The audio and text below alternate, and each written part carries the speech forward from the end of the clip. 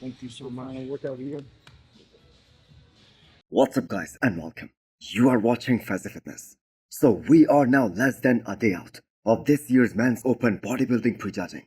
And I wanna start this video with this picture of Hadi and Derek taken at the end of press conference last night. So this is without any shadow of a doubt one great picture right there. So we have to keep in mind these two are teammates and they're good friends, but only off the stage. But on the stage, they are gonna be the biggest rivals because this is the Olympia we are talking about. Not to mention this is the 60th anniversary of Miss Olympia, and based on the past 2 years, these two are most probably gonna be number 1 and number 2 once again. So the YouTube content of each and every individual, all the athletes, that just keeps on coming in these last few days. So let us take a look at the last video and the last workout of Derek Lunsford. So most of us did not even realize until Hani Rembot mentioned this, that this is Derek and Hani's only photo together.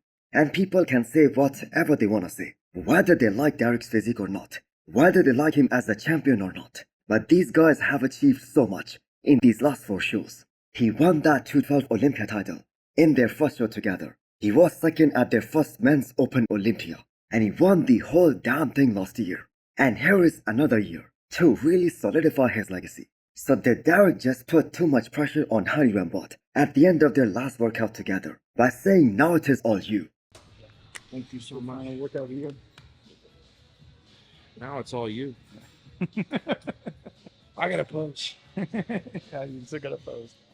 Well, the thing is, Hani Rembot has been in these kind of situations for years and years now. And one thing that you can say about this guy with absolute certainty is that he hardly misses. So we as a fans, we wanna see both Hadi and Derek at their all-time best, bring their 100% to the stage, and may the best man win. I think we're right on track. Yeah, so far so good. I mean, I'll be honest, like what I saw a couple hours ago looked really good. Now this is a very cool moment of Chris Bumstead and Derek Lunsford soaking it all in before the press conference last night. So some of you guys might have missed this one, so here you guys go. So let's talk about the physique update from Hunter Labrada. Now this was taken at 2 days out of this year's show. So Hunter is that type of physique who needs to dial it in step by step. So what you are seeing right now, that obviously isn't his final package. Now I kinda feel like he definitely lost a lot of his hype after this year's Italy Pro. Because the thing is, people were expecting him to show up a lot more tighter than that. And they were expecting him to dominate that show, just the way Andrew Jack did at this year's Texas Pro. And I have got to say all the improvements that were made by Hunter during the entire 2024 season, that got a little overshadowed because of his midsection. Because we saw the entire focus that just went towards his weakness. So people talked less and less about his added size, all that added density, all that muscle maturity, and all of those improved body parts. And they all talked more about his midsection. So what we saw from Hunter at this year's Italy Pro, that was super impressive. And I still feel like that people who aren't seeing him in their top 6, based on his performance in Italy, they are making a huge mistake. Hunter has some tremendous size, and there is every single reason to believe that he is gonna be a lot more tighter and a lot more conditioned for this year's Olympia tomorrow. So they adjusted their plan based on the judges' feedback from Italy Pro. And we are definitely gonna see a much better and an overall much more detailed Hunter at this year's Olympia stage. So one thing is absolutely guaranteed for Hunter. One thing is certain. He cannot come in even a tiny bit off. Because if that happens, in that scenario, he can drop down to 8th or maybe even lower than that. Because both these guys, Martin Fitzwater and Rafael Brandao, they are gonna be on his heels and they are hungrier than ever. So the Conqueror William Bonac posted another sneak peek just a few hours ago. So for a guy who is currently 42 years old, he looks absolutely amazing. But that being said, I have to say nobody beats Father Time. So 2 things that are going against William Bonac at his 10th ever Miss Olympia is that first of all he isn't as round and as bubbly as he used to be in his prime just a few years back. And secondly, he was never the guy on the Olympia stage with the smallest waist out there. And that has become more and more evident in these last couple of years. So Williams' physique started to go downhill after Boston Pro 2022. I believe that was one of his best looks ever. But somehow and for some reason, his physique just aged so damn fast.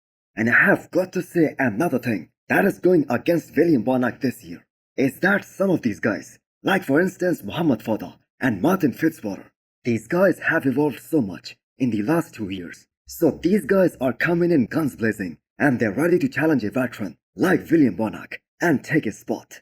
So the last time William Bonac competed at the Olympia stage, that was back in 2022. That was one of his worst looks ever, and the man ended up in 9th spot. So do let me know what you guys think. Will this physique of William Bonac place top 10 this weekend? I think he certainly can, if he comes in as sharp as he did for this year's Dubai Pro. Because one thing that really goes in his favor is his muscle maturity and all that muscle density and that old man muscle quality that he has. Next up is the physique update from Jon De La Rosa, just 1 day out of this year's Miss Olympia.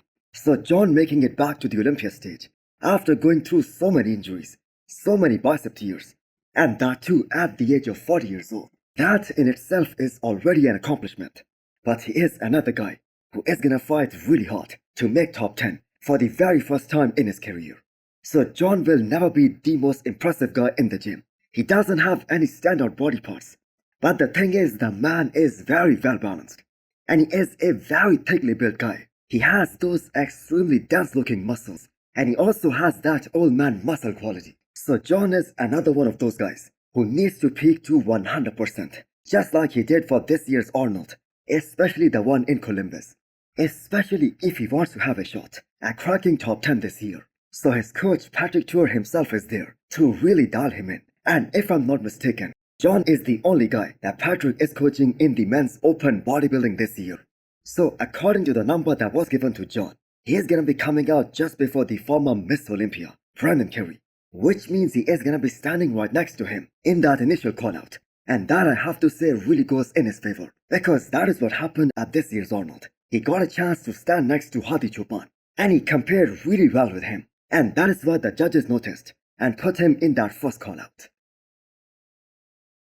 So I hope one of these bodybuilding podcasts, they invite Paul Dillet as a guest to talk about all those insane stories from back in the 90s. So Paul Dillet was one of the most insane and one of the greatest genetic specimen that we saw in the 90s. And with the size and with the aesthetics that he had, one cannot even imagine how high he would have placed if somehow he connected to his back, because that was the thing that really held him back throughout his career. So the reason I'm mentioning Paul Dillet is because thanks to Milos Sarcev, he posted this picture of him, which was taken today, and also a throwback from one of those 90s shows. I believe this picture is from 1999 Miss Olympia, because you can see Dexter Jackson behind him. So Paul Dillet was an absolute monster in his prime.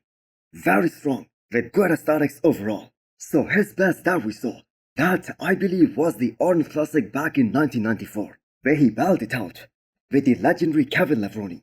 So the 90s bodybuilding fans, they must have seen this picture of Paul, where actually help was required to move him from the stage because he collapsed. I have to say, one of the freakiest bodybuilders of all time. So that's it from this video. Hit the thumbs up button if you liked the video, and smash the subscribe button if you wanna come back for more. Thanks for watching.